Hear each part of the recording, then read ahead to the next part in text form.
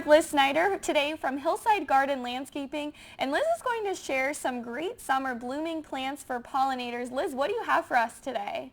Well, one of the things that I'm really loving in the garden right now is all the coneflowers. Coneflowers like hot weather, and with the high temperatures that we've had, they really have just been shining this year. And the traditional purple coneflower that's a native is just so beautiful, and it's a magnet for butterflies and bees and all sorts of pollinators as an important food source for the summer months.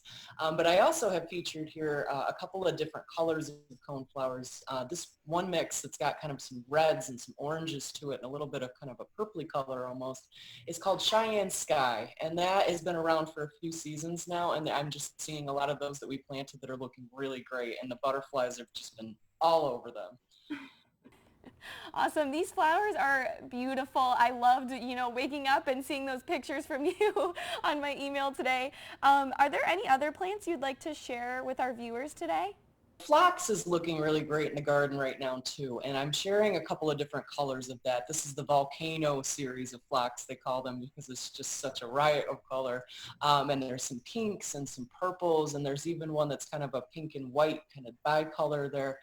Again, a great addition for the butterfly garden and for the pollinator garden, and those are quite tall. Growing in the garden, they get about hip height. They're between 2.5 to 3 feet tall. So they really are a nice background plant, and they bloom for such a long time, and mixing some of those colors together can be really, really pretty. Also blooming right now, there's so many different kinds of milkweed that are so important to the caterpillar and the pollinators and as a food source. And I know that Jim highlighted on those some earlier this season, but there's just a really beautiful white one that I've been really enjoying here, and it's native, and it's just really striking and just really pretty. And lastly, Russian sage is starting to color up and just look beautiful in the gardens, and that's a very big perennial.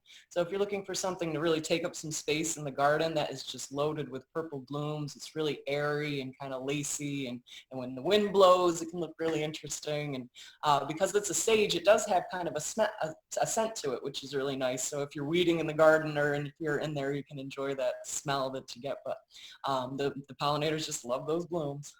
Yeah, thank you so much for sharing these with us, Liz, today. Definitely made my day a little bit brighter and happier seeing these flower pictures. No problem. Thank you for joining me. I'm Liz Snyder, your home